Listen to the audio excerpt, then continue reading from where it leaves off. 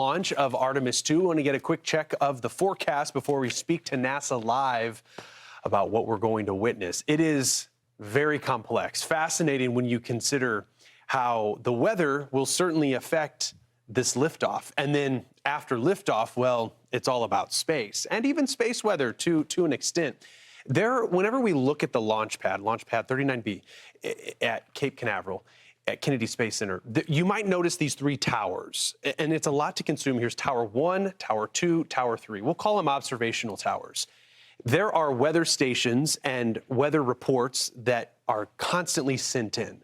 Look at this graphic for a minute. We're showing you this from 132 feet all the way to 457 feet. When we look at the weather, this is critical for launch. You can even make out those towers. So we're looking at current observations, and it is fascinating. If the launch were to happen now, in theory, all systems go. If it's only the wet wind that we're worried about, we're within the threshold. Each of these thresholds, each of these locations, right, there are certain criteria that has to be met. So, for example, at 132 feet, winds must be below 33 miles per hour. At 457 feet, that's the top sensor on these towers, winds must be below 45. Crazy. I mean, we could keep a lot of time on there, but there's the SLS rocket. This is the Orion space capsule. That's what where the astronauts will be as the rocket allows them to defy gravity. These towers also have lightning towers that will direct the bolts away from the rocket and to the towers. Now, if that happens, as we've seen in the past, lightning could scrub a mission. So that's also a threat. Fortunately, doesn't look like lightning will be a big concern, but you see those thresholds. So fascinating to see, and a hats off to our weather presentation department. I've never seen graphics so cool. Getting a real-time view. Yeah. All right. As I had mentioned, NASA, let's talk. We're one day closer to liftoff of the Artemis II crewed mission around the moon. A team of 4 will take a journey only few have taken, getting a view of the moon that truly, Jane, is out of this world. The historic moon mission is humanity's first crewed journey beyond low Earth orbit in more than half a century, marking a massive step forward in our occupation of the moon and the future mission to Mars. Meaning we'll be on the moon long term. It's revolutionary. Lakiesha Hawkins, NASA's deputy director for the Artemis program, is joining us this morning. Lakiesha, thank you so much. I mean, the goal, obviously, we hope liftoff happens, and let's assume it does. Let's talk about this flight. It's a test flight. We've got 4 astronauts on board. What is NASA hoping to learn from this mission? A lot, I know. Hey, good morning. We're excited to be here down at Kennedy Space Center. We are ready for liftoff, and it looks like the weather will be kind to us. NASA is hoping to learn a lot from this mission. This is going to be a 10-day test flight where we're sending a crew of 4 to the vicinity of the moon and beyond for the first time in over 50 years. We're hoping to check out not only the spacecraft system, but we're also having an opportunity to do observations of the moon from a view that no human has ever seen before. And we're going to have an opportunity to do science, biological and other science. This is going to be an exciting time as we move deeper into space. Absolutely. Let's talk about this incredible crew. I mean, for this mission, talk about the roles. They each have distinct roles as they get launched up into space. They've gone through extensive training, but I'm also interested in the geology training for this Artemis II crew, because despite being a flyby mission, they are really looking at a foundational feature of this Artemis program.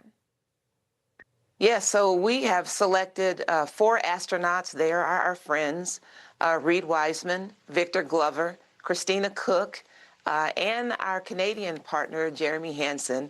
And they are going to be going to the vicinity of the moon. They each serve in very specific roles. Reed is our commander that is going to be leading this mission. Victor will serve as the pilot. Christina and Jeremy, they will be mission specialists, where they are going to be ensuring that the systems work well as supporting and leading the science activities. All of these are veteran explorers, pilots, and astronauts. Many of them have had a lot of great experience on the International Space System. And Jeremy, even our rookie astronaut, is a very experienced fighter pilot. They have done geology training, and they are checking out the processes and learning and understanding as they prepare for their colleagues in future missions to land on the surface of the moon and understand the nature and what is on the surface of the moon. And so the work that they're doing is a pathfinder to all of our future missions to come on the surface as we establish an extended presence.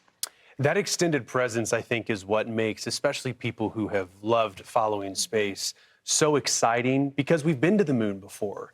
The Apollo missions, historic, etched in history, and we reference those. But, you know, more than 50 years ago, it is time for something new, and that extended presence, I think, is what we gear up for. We've heard, though, that the overall priority mission has evolved with NASA, where it's not a space station that will orbit the lunar surface. It will be a moon base. So we talk about the geology. Right. We talk about what's on the moon and the overall makeup.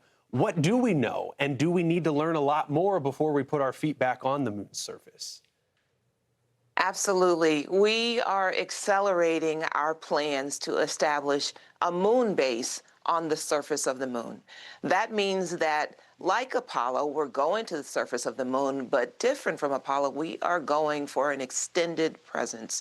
We are going to set up an infrastructure of power and communication, habitation, rovers, to be able to live and work on the moon, to conduct science on the moon.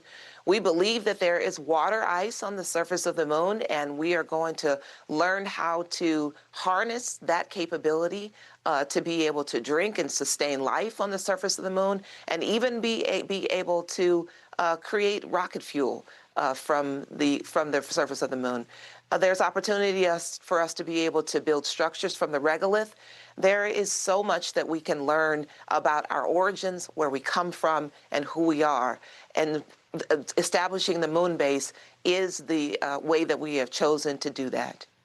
It's amazing to think about what's still going to come, right? Because this Artemis II, the next mission, Artemis III, set to test the lunar landers in low Earth orbit, kind of the next phase of this. So how does what we're doing, or what these incredible astronauts are doing, with plus the team out of NASA, how is this mission preparing for those subsequent missions, including that first crew actually landing on the surface? Sure. This is our first crewed mission, which means that while we sent an uncrewed rocket out into space back in a couple of years ago, this is the first time that we're sending crew, which means that we've got to check out the life systems, make sure that the spacecraft is doing what it needs to do to support humans. Then there's an opportunity when we get into a stable Earth orbit to be able to allow the crew to do some proximity operations to show that we can bring spacecraft close to one another and be able to maneuver those spacecraft. And that'll be important when we send this rocket up to rendezvous or connect up with our landing systems. Those systems are going to take the crew to the surface of the moon, land them, and return. And so that the work that we're doing in checking out our spacecraft, making sure that our crew is safe, understanding our ability to maneuver those spacecraft, will set us up for our future missions for landing on the surface. And those future missions, it's not going to end with just the moon. There's been so much talk, too, about getting humans to Mars, and I know that will happen. It's just a matter of time. I want to make sure that we have the stats correct, because I've heard it floated, and Lakiesha, you're the best one to ask. This is the furthest, or the farthest, that humans will have ever traveled away from Earth, right? With this mission, I think if my stat was correct, it's an average, but it's about 4,047 miles on the far side of the lunar surface. Is that right? And this is the furthest that humans will ever have gone away from the Earth. You got that right. They will be able to see views and have a perspective of the moon that no human has ever had before. I'll put it to you this way. When they're on the far side of the moon, they will be able to see what might look like a basketball if you held it at arm's length away from you. That's going to be special, and they will have an opportunity to bring that perspective and those images back to us here on Earth. I cannot wait to see what their eyes see.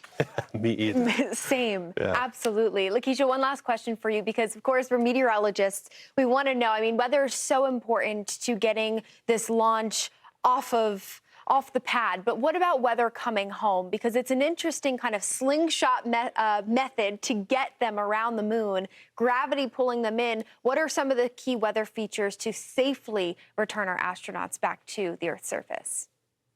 Absolutely. So right now the weather is looking favorable for us for launch. We're at about 80% go from a weather perspective. And we are watching the weather for the entirety of the mission all along. And as we make our commitments, especially when we make our decision to slingshot around the moon, or what we call a translunar injection, we are setting ourselves up to ensure that we are picking the right spot to return, preferably in the Pacific Ocean off the coast of California. We'll be watching that very closely and making sure that we are establishing the right trajectories to return them home safely. And then we have our partners in the military that will be there waiting for them to retrieve them and bring them safely back to shore. So different than those shuttle missions, which we remember, where a runway was required. Now we're able to use our vast oceans. And it's just crazy. Once we get on that far side of the moon, looking at the stats, it's going to, that return home where gravity will pull them back, take about 4 days. A 4-day journey from the moon back home. It's hard to think about. Our eyes will be glued to the screen. Thank you so much for your time this morning. It was a pleasure. Lakiesha Hawkins, Deputy for the Artemis program with NASA. Appreciate it. Thanks for having me.